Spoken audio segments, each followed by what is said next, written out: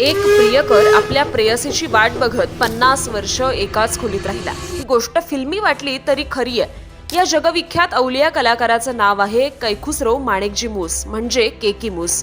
तर ही गोष्ट सुरू होते मुंबईमधून।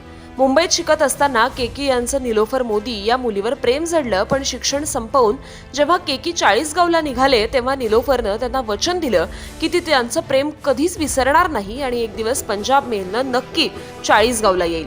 आणि त्यानंतर तब्बल 50 वर्ष केकींनी स्वतःला घरात बंद करून घेतलं। रात्री जेव्हा पंजाब मेल चाळीसगावला थांबायची तेव्हाच त्यांच्या घराचं दार आणि खिडक्या उघडायच्या। दर दिवशी केकी निलोफरची वाट बघायचे, पण निलोफर कधी आलीच नाही। पण या 50 वर्षात त्यांनी स्वतःला चित्रांमध्ये गुंतवून घेतलं। त्यांचे टेबल टॉप पेंटिंग्स आजही जगप्रसिद्ध आहेत।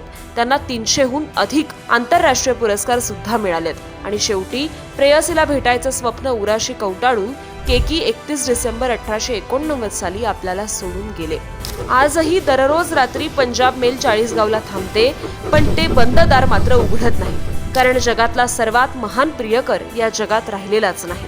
तुम्हाला या लव्ह स्टोरी बद्दल काय वाटतं नक्की कमेंट करा आणि अशा युनिक स्टोरीज जाणून घेण्यासाठी संवाद सेतूला फॉलो करा।